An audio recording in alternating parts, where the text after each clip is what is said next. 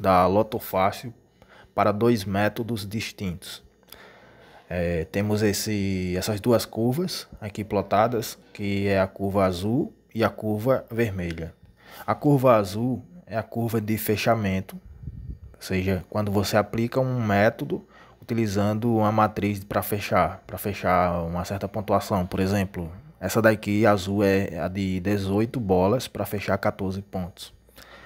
E a curva vermelha, ela é uma matriz também, porém não correlacionada. É uma matriz da mesma dimensionalidade, ou seja, ela também tem 18 jogos, só que eles não estão organizados intencionalmente para fechar 14 pontos. Eles são 14, essa matriz ela contém 14 jogos, porém eles são distribuídos uniformemente aleatórios.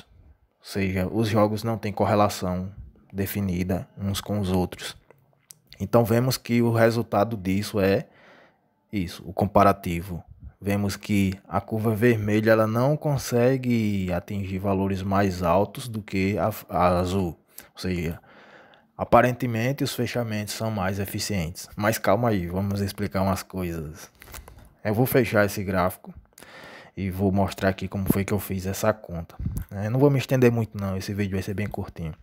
É o seguinte, nós temos aqui o código que eu fiz há um tempão, sei lá, um tempão atrás e fiz um ajuste agora há pouco aqui.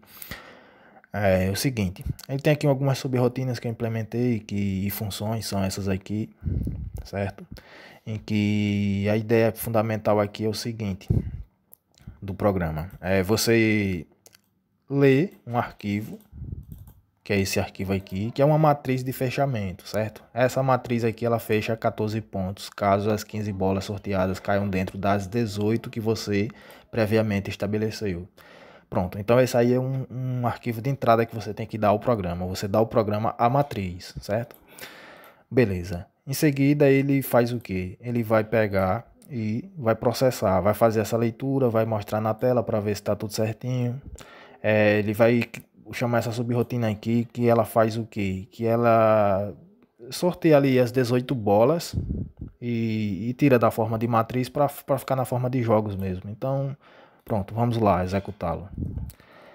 Para compilar é só fazer isso e para executar é só fazer isso. Bem, então aqui nós vemos que ele fez o que? Ele exibiu a matriz para você ver que está certinho. Aí ele definiu as 18 bolas para poder substituir na matriz e dar os jogos. Se você quisesse não precisaria fazer isso, ele daria o mesmo resultado, mas é bom fazer isso, só por questão de gosto mesmo. Então você vê que no lugar da bola 18 ele coloca 25. Aí você confere aqui, tá vendo? Ó, 18. Aí ele bota 25. É só para ele substituir, para ficar na faixa de uma 25. Mas de tal forma que esses jogos aqui, eles são organizados por essa matriz, certo? Então é a mesma configuração, no final das contas. E essa segunda aqui é uma matriz gerada aleatoriamente, certo?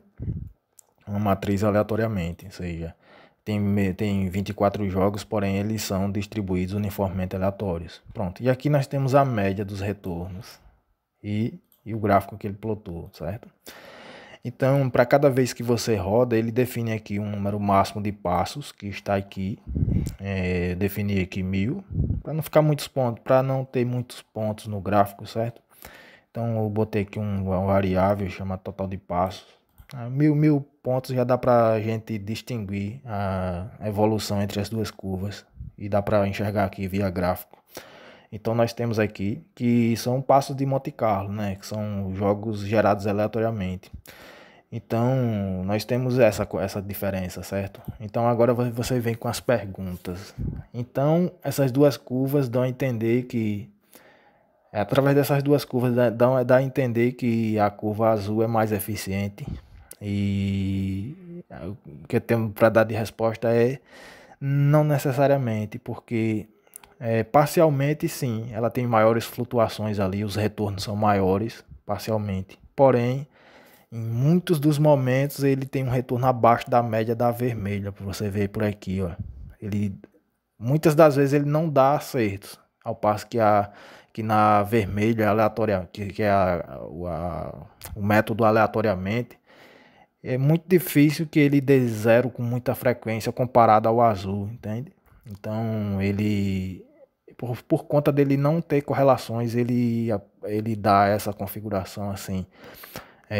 Mas em média você vê que são aproximadamente os mesmos valores. Se fizermos mais tentativas, tá? Botar aquele, em vez de 1.000, colocar 10.000, 20.000, em média ele vai ter o mesmo resultado, certo? Mas não precisa fazer isso, porque pode acontecer dele dar pontuação ali de 15 pontos, aí atrapalha nessa média, né? Porque os retornos para cada faixa de premiação vai mudando meio que exponencialmente. Por exemplo, o retorno para 15 pontos é mais de R$ 1.000.000. O retorno para 14 é por volta de R$ 1.000 a 2.000.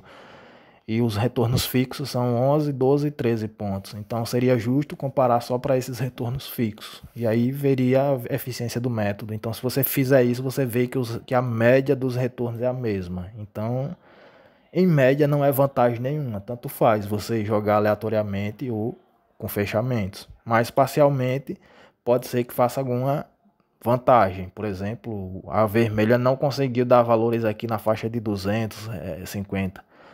Porém, ela também, essa é a desvantagem da vermelha. Porém, ela tem a vantagem dela não dar zero a todo momento. Raramente ali, sei lá, alguns momentos é que ela dá zero.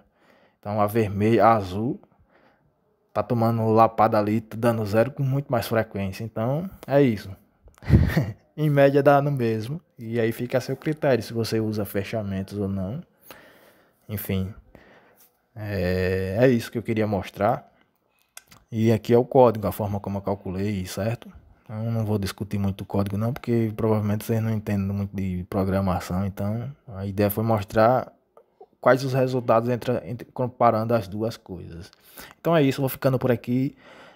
Um abraço e até a próxima.